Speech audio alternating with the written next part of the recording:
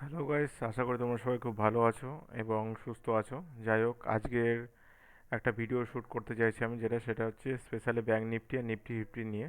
ঠিক আছে, বিষয়টা হচ্ছে কি, কালকে যেহেতু বৃহস্পতিবার, ব্যাঙ্ক নিফটি এক্সপায়ারি তো আজকে ছিল, কালকে হচ্ছে নিফটি ফিফটির এক্সপায়ারি। ঠিক আছে, সো আজকের মার্কেট দেখে কালকে আমরা অ্যানালাইজ করবো কী কী হচ্ছে কি, বা নিফটিতে কী কী মুভমেন্ট নিতে পারে নেক্সট। ঠিক আছে, আর তার থেকে বড় বিষয় যেটা যদি তোমরা ভিডিওগুলো দেখে থাকো, তাহলে দেখবে যে আজকে আমাদের মার্কেট, যে আগের দিন যেটা মার্কেট আমরা অ্যানালাইজ করেছিলাম, ঠিক আছে, আজকেও কিন্তু মার্কেট সেইভাবেই রিয়াক্ট করেছে। ঠিক আছে, সো ভিডিওগুলো তোমরা শেষ পর্যন্ত দেখতে থাকো, দেখলে অবশ্যই প্রফিটেবল ট্রেডার হয়ে যাবে। কিন্তু জাস্ট শেখার পারপাসে ভিডিওগুলো দেখো, এই না যে আমাকে এই দেখে ট্রেড নিতে হবে না। জাস্ট দেখো যে আমি কিভাবে ট্রেডের প্ল্যানিংগুলো করি নেক্সট দিন। ঠিক আছে, সো চলো বেশি কথা না বাড়িয়ে চার্টে যাওয়া যাক। আর যদি আমার ভিডিওগুলো কারো ভালো লাগে, একটা লাইক করবে, শেয়ার করবে আর সাবস্ক্রাইব করতে ভুলবে না। ঠিক আছে, সো চলো যাওয়া যাক ভিডিওতে।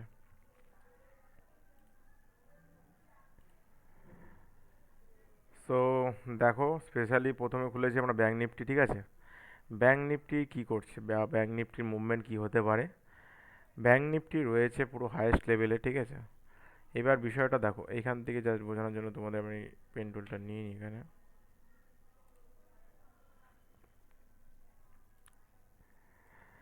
দেখো, আমরা দেখছিলাম যে কন্টিনিউয়াসলি মার্কেট কিন্তু বিয়ারিশ ছিল, বিয়ারিশ ফর্মে কাজ করছিল। ঠিক আছে, হঠাৎ করে কী করলো, আজকে মার্কেট গ্যাপ আপ ওপেন হয়ে গেল অ্যারাউন্ড, মোটামুটি যদি দেখি আমরা, প্রচুর পয়েন্ট ওপেন হয়েছে। ঠিক আছে, এখানে যদি তোমরা জাস্ট দেখো, এখানে এখান থেকে ধরে মোটামুটি না হোক, এখানে তোমার তো ওপেন হয়েছে 752-57 পয়েন্ট, এখানে ওপেন হয়েছে। প্লাস উপরে দেখো মোটামুটি 1023 পয়েন্ট গিয়েছে। ঠিক আছে, কোনো রিজন ছাড়াই কিন্তু মার্কেট আজকে এত রিয়াক্ট করেছে, কোনো সেইভাবে কোনো নিউজও ছিল না। সো যাই হোক, আজকে তো যেহেতু ব্যাঙ্ক নিফটির এক্সপায়ারি ছিল, সেহেতু ব্যাঙ্ক নিফটির মুভমেন্ট তো বলে কয়ে আসে না, যখন ইচ্ছা তখন ওদের দিয়ে দেয়। ঠিক আছে, সো আজকে বিষয় যেটা দেখনীয় বা করণীয়, সেটা হচ্ছে আমাদের কি করতে হবে। ওভারঅল মার্কেট ট্রেন্ড ডাউন ছিল, গ্যাপ আপ ওপেন হলো, এই লেভেলটা ব্রেক করলো, এই লেভেলটা ব্রেক করলো, কী করলো, ওভারঅল লেভেল ব্রেক করে একটা হাইস্ট লেভেল এখন ট্রেড করছে। ঠিক আছে, এখন বিষয়টা হচ্ছে আমাদের পরের দিনের প্ল্যানিংটা কীভাবে করবো। আজকে আমি একটা প্ল্যানিং মানে ট্রেড নিচ্ছিলাম ঠিক এরকম কোনো জায়গায়। তো আমার টার্গেট ছিল যে যদি এই লেভেলটা ব্রেক করে আমি নিচের দিকে একটা ট্রেড নেব, কিন্তু সে আর ব্রেক করলো না। যাই হোক, প্ল্যানিংটা সেভাবে হলো না। সো দেখো, তোমরা যদি পরের দিনে ট্রেড করতে যাও, তাহলে কীভাবে বলি, মার্কেট যদি এখানে কোথাও গ্যাপ ডাউন ওপেন হয়, ঠিক আছে, মার্কেট হয়তো রিটেস্ট নেবে, রিটেস্ট নিয়ে মার্কেট নিচে নামবে কত লেভেল পর্যন্ত, অ্যারাউন্ড মোটামুটি যদি তোমরা দেখো ওইখানে 52,600, 600 বা 650 লেভেল পর্যন্ত আছে। এটাকে যদি মার্কেট ব্রেক করে, নেক্সট লেভেল হচ্ছে আমার হচ্ছে 52,385। ওকে, সো এই লেভেলটাও যদি ব্রেক করে দেয়, তোমাদের কাছে বলে দিই মার্কেট মোটামুটি অ্যারাউন্ড এত লেভেলের এরকম জায়গায় যাবে।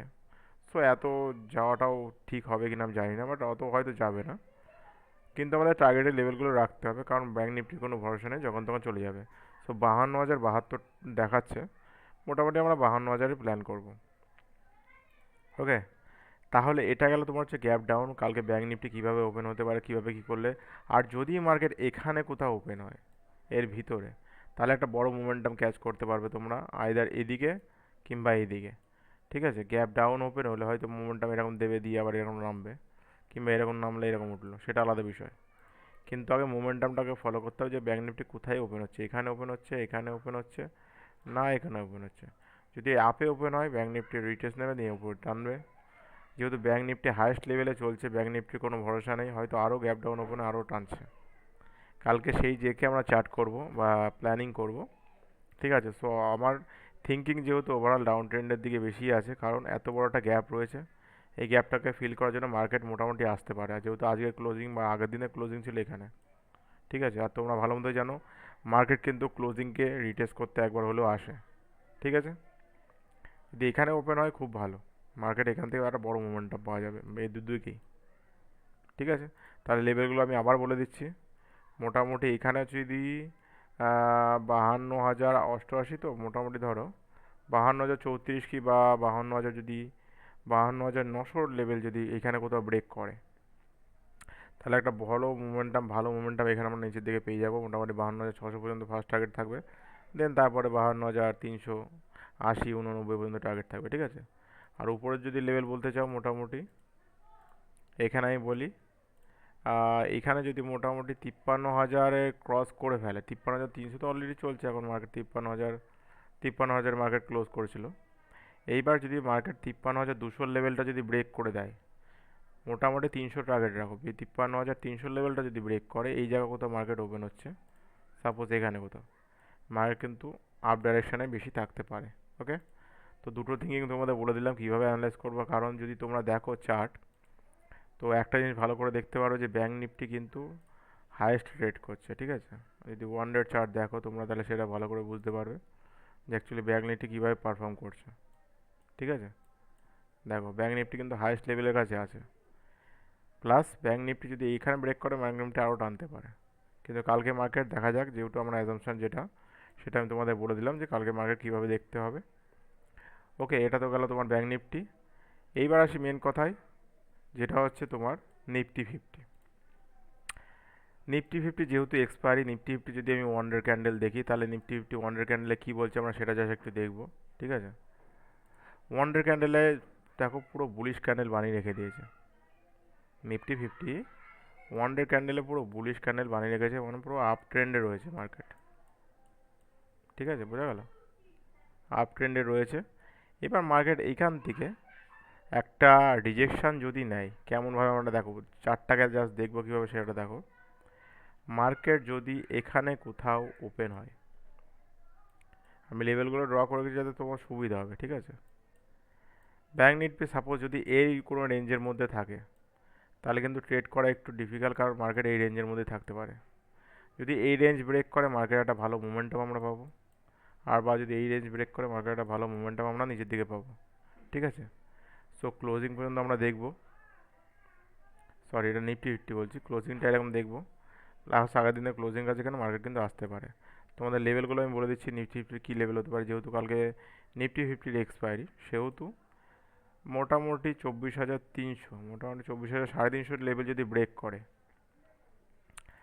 যদি এইরকম জায়গা কোথাও মার্কেট, সাপোজ এরকম জায়গা মার্কেট কোথাও ওপেন হচ্ছে কিংবা ওপেন হয়ে যদি এই লেভেলগুলো ব্রেক করে, মার্কেট একটা ভালো মোমেন্টাম আমরা কিন্তু দেখতে পারবো, ভালো মোমেন্টাম, ঠিক আছে।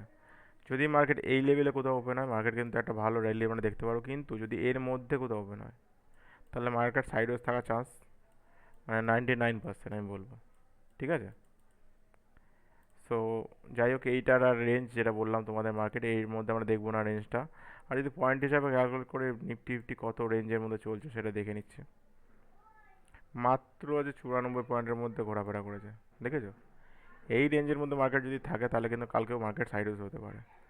রেঞ্জটা যতক্ষণ না ব্রেক করছে এখানে কোথাও বা আপে কোথাও, ততক্ষণ কিন্তু আমরা ট্রেডের কোনো প্ল্যান করবো না। নেক্সট টার্গেট থাকবে মোটামুটি এখানে যদি ওপেন হয়, ঠিক আছে, এখানে ধরো কোথাও ওপেন হলো হয়ে নিচে আসছে, এর ক্লোজিংয়ে আমরা এন্ট্রি নিতে পারি মোটামুটি 24,200।